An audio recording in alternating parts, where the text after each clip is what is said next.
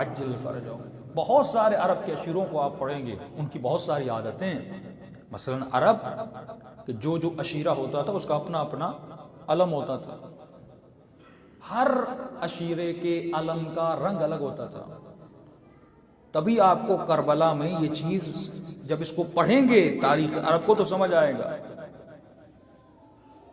کہ جب جناب عباس علمدار کا علم ابن زیاد کی دربار میں گیا تو اس نے پوچھا کہ یہ کس کا علم ہے، کس نے اس کو اٹھایا تھا؟ کہا یہ عباس کا علم ہے، جو حسین کے علم بردار، یعنی بنو ہاشم کا علم تھا. یہ ہر عشیرہ اپنا علم رکھتا تھا، ہر قبیلہ اپنا علم رکھتا تھا. علم کی حیثیت کیا تھی قبیلے میں؟ یعنی علم اگر کسی قبیلے کا گر گیا سمجھو اس قبیلے کی کمر ٹوٹ جاتی تھی. تب یہ بات سمجھ میں آتی ہے جب حضرت عباس کا علم گرتا ہے تو امام حسین فرماتے ہیں عباس آج حسین کی کمر ٹوٹ گئی، مطلب وہ قبیلہ ختم ہو گیا، مطلب وہ قبیلہ ہار گیا. دشمن خوشیاں مناتا تھا اگر کسی قبیلے کا علم گر جاتا تھا. تب بات سمجھ میں آتی ہے کہ جن بیویوں نے علم کے گرنے کے بعد اتنا گریا کیوں کیا، بچیوں نے علم کے گرنے کے بعد. جب مصائب میں سنتے ہیں کہ نگاہیں علم پر، یعنی جب تک علم کھڑا ہے تو قبیلہ گویا کھڑا ہے. تو وہ شخص کہتا ہے کہ مجھے پورا علم سالم نظر آتا ہے، لیکن علم کی کچھ جگہ ایسی تھی جہاں پہ پورے علم پہ تیر لگے تھے، ایک جگہ ایسی تھی جہاں پہ تیر نہیں تھا. کہ یہاں پہ تیر کیوں نہیں لگے؟ فرمایا یہاں پہ کیونکہ غازی عباس کے ہاتھ تھے. علم کی جس جگہ پہ ہاتھ تھا وہاں پہ کوئی تیر نہیں تھا. تو یہ چیزیں آپ کو میں نے کل زیارت عاشورہ کا حوالہ دیا تھا کہ عرب کے ناجائز نکاح جب آپ پڑھیں گے، 7 قسم کے نکاح ہیں عربوں میں جو ممبر سے بیان کرنے کی ان کی طاقت نہیں ہے کہ ممبر سے یہ چیزیں بیان کریں. لیکن طبری پڑھیے، زمخشری پڑھیے تو آپ کو سمجھ آئے گا. یہی تاریخ اسلام کا ایک بڑا شخص ہے کہ جس کے دعوے دار اور باپ ہونے کے دعوے دار 4 لوگ ہیں، جن کو طبری بزرگوار کہتا ہے کہ فلاں صاحب کے 4 بزرگوار دعوے دار تھے. یہ عرب میں برا نہیں تھا، یہ اس کو برا نہیں مانتے تھے. جس طرح ایک چیز فسق و فجور کسی معاشرے میں برا ہو جاتا ہے. میں آپ کو محسوس کر کے مثال دلواؤں، بھائی 20 سال پہلے جو اقدار تھے کیا آج وہ اپنی جگہ پہ ہیں؟ 20 سال پہلے جس کو برا سمجھا جاتا تھا کیا آج اس کو برا سمجھا جا رہا ہے؟ اپنی شادیوں میں دیکھیے، اپنے پہناؤ میں دیکھیے. اچھا سادہ سی مثال دے دوں، 20 سال پہلے یا آج سے 30 سال پہلے کوئی جوان پھٹی ہوئی پینٹ پہن کے آتا، آپ کیا کہتے اس کو؟ کہتے ہیں پاگل ہو گیا یا غریب ہے، کپڑے نہیں ہے کہ سلوائے. لیکن آج جوان پھٹی پینٹ پہنے آپ کے لیے نارمل ہے کہ نہیں ہے؟ کیونکہ فیشن ہو گیا. جب گناہ فیشن ہو جائے، جب گناہ رسوم میں آ جائے، جب گناہ کلچر کا حصہ بن جائے، جب آج کا شیعہ جوان، علی والا جوان یہ کہ مولانا شادی میں جب تک میوزک نہ ہو تو شادی کیسی؟ وہ تو اذا ہوئی. ایک مومن کہتا ہے میں نے شادی کروائی اور شادی میں کوئی میوزک نہیں رکھا، کوئی گانا بجانا نہیں رکھا. تو دوست شادی میں شرکت کے لیے تو نے آج شادی میں تو نہیں بولا، لگتا ہے تو نے مجلس میں بلایا. کیا مجلس کوئی بری چیز ہے؟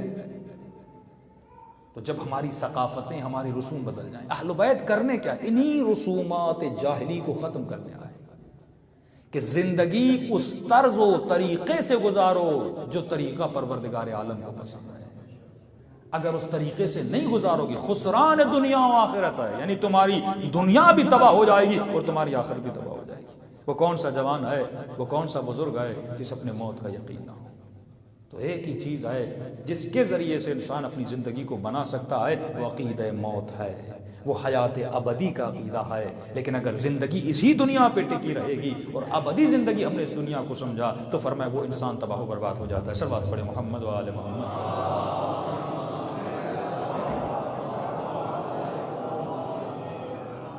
تو سوچنا چاہیے تمام تر مسلمانوں کو کہ یہ فضیلتیں اہل بیت علیہم السلام کے لیے کیوں تھیں. سب کے دروازے بند، باب علی کھولا گیا. نبی نے کس طرح رسومات عرب کو توڑا. جناب زید کا واقعہ میں سنا چکا تھا کہ عرب میں منع تھا کہ جس بچے کو پالا تھا وہ بچہ اپنا بیٹا کہلاتا تھا. تبھی یہ بحث و مناظرہ کھلا کہ رسول خدا کی 1 بیٹی تھی یا 4 بیٹیاں تھیں، تو ان کا قصور نہیں ہے، وہ اسی رسم جاہلیت پہ چل رہے ہیں. وہ 3 بیٹیاں جناب رسول خدا کی جو بیوی تھیں جناب خدیجۃ الکبریٰ سلام اللہ علیہا، ان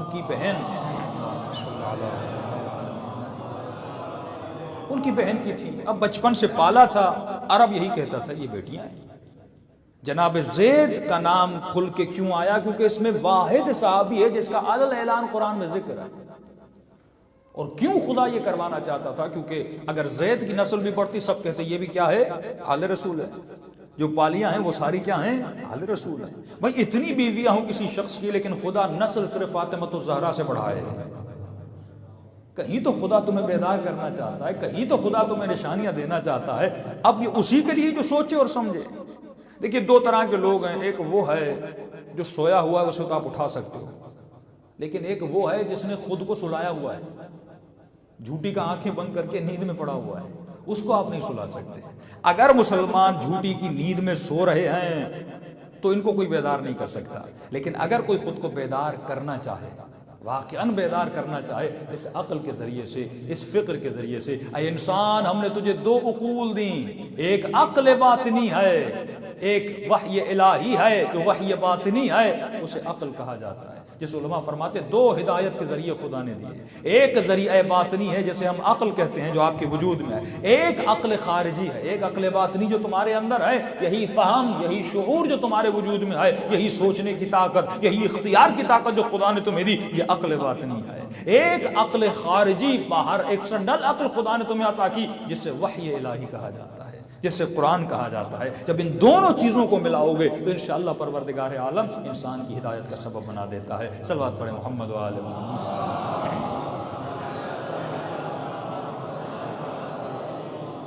وعجل فرجہم، یہ تو ایک حصہ تھا تاریخ اسلام کا جس کو ہر مسلمان کے لیے ضروری ہے کہ اپنی تاریخ پڑھیں، اس کو اسٹڈی کریں۔ لیکن اب شیعیان اسلام کو کیا کرنا چاہیے؟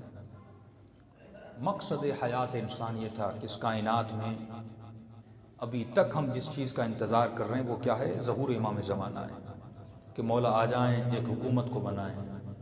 اچھا مومن صرف یہ سوچتا ہے کہ مولا آئیں، کبھی یہ نہیں سوچا مولا آئیں گے تو کریں گے کیا؟